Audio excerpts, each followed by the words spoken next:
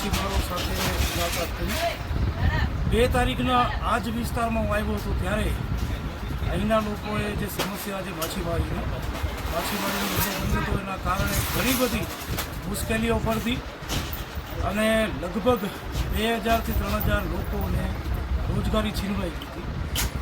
ખુશીની વાત એ છે કે 2 તારીખના આવ્યા બાદ આ 10 તારીખથી માછીમારીનો ધંધો પાછો ચાલુ થઈ ગયો છે. જે પણ પ્રયત્નો અમારી ટીમ દ્વારા કરવામાં આવ્યા એ તમામ પ્રયત્નો થકી આજે માછીમારી ફરીથી ચાલુ થઈ અને સરકારની જે કિનાખોરી ગરીબ લોકો માટે, મધ્યમ વર્ગના લોકો માટે એમના ધંધા ઉપર આજે અહીંયા જોઈ શકીએ કે આ લોકોના મકાન દબાણના નામે તોડી પાડવામાં આવ્યા. આ જે કિનાખોરી છે આ સરકાર ન કરે અને જે ભાજપના મળતિયાઓ જે બહુ ઉછળકૂદ કરે છે એને ખાસ કહેવા માગું છું કે તમારાથી જે થતું તો કાંઈ છે નહીં અને જે કરે છે એનામાં શ્રેય લેવા માટે મહેરબાની કરીને દોડીને ઉતાવળ ક્યાં નહીં કરશો.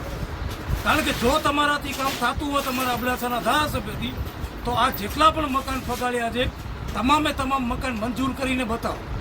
1 મહિનાની અંદર હું ચેલેન્જ આપું છું ધારાસભ્ય શ્રી અબડાસાને, જો થતું હોય તો આ કરીને બતાવો.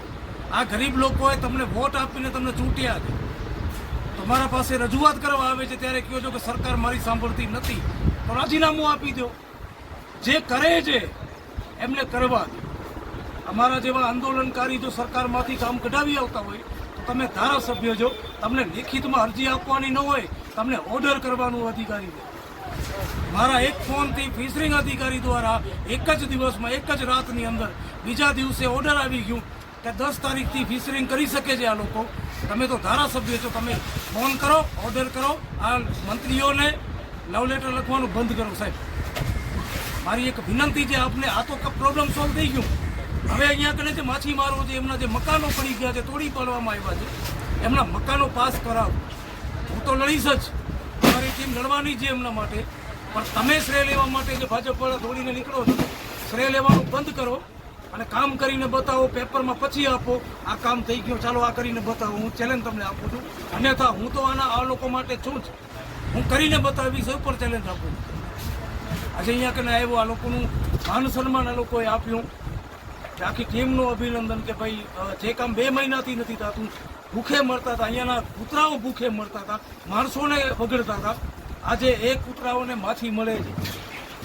આજે માછીમારીનો ધંધો ચાલુ થયો તો અહીંયા કને 2000 થી 2500 માણસોને રોજગારી મળે છે. આ 2 મહિનાની અંદર ભાજપની સરકાર તાલુકામાં હોય, ભાજપની સરકાર જિલ્લામાં હોય, ભાજપની સરકાર રાજ્યમાં હોય, ભાજપની સરકાર સેન્ટ્રલ ગવર્મેન્ટમાં હોય અને તમે એમ કહેતા હો કે ભાઈ અમારી કોઈ સાંભળતું નથી, તો ખરેખર શરમજનક બાબત કહેવાય. અમે આ કરીને બતાવ્યું છે ને, આવનારા દિવસોમાં અબડાસામાં જેટલી પણ સમસ્યા છે એના માટે લડશું. મારી એક વિનંતી છે ભાજપના દરેક લોકોને અને ચેલેન્જ છે કે અહીંયા કને જે મકાના તોડી પાડવામાં આવ્યા છે તાત 1 મહિનાની અંદર ઓર્ડર પાસ કરાવો અને આ મકાનનું કામ ચાલુ કરાવો. ચાલો, નકર હું કરીને બતાવીશ એ 6 મહિનાની અંદર ચેલેન્જ આપું છું. સરકાર તમારી છે, મારી નથી, અમારી ટીમની સરકાર નથી, કરીને બતાવશું. એ પણ લખનભાઈ ઘણીવાર જે જગ્યાએ બેઠો છું જખાઉમાં, મેં પહેલાં વાત કરી કે તમામે તમામ મકાનો જે દબાણના નામ ઉપર તોડી પાડવામાં આવ્યા છે એ મકાન પાસ કરાવે, જમીન પાસ કરાવે, પછી મકાન પાસ કરાવે અને આ લોકોને મકાન બનાવીને આપે. 1 મહિનાની અંદર ખાલી તમે જમીન અને મકાન પાસ કરાવીને બતાવો. ભાજપના એક વ્યક્તિને આ મારો ચેલેન્જ છે અબડાસામાં. બીજો કે અહીંયા આગળ અબડાસામાં ગામડાઓમાં જઈએ ત્યાં રોડ આઝાદી પછી ઘણા ગામડાઓમાં બન્યા નથી, તો રોડ બનાવીને બતાવો. ત્રીજો મુદ્દો એ છે કે જે અબડાસામાં સ્કૂલો છે જે ખંડિત પડી છે, જે સ્કૂલોનું બાંધકામ તૂટેલું છે, સ્કૂલોને તોડી અને નવી ઓર્ડર તો આવી ગયું છે પણ અધિકારીઓ માનતા નથી, તો એ અધિકારીઓને ખસેડીને 1 મહિનાની અંદર કામ ચાલુ કરીને બતાવો. આવા અનેકો મુદ્દા છે.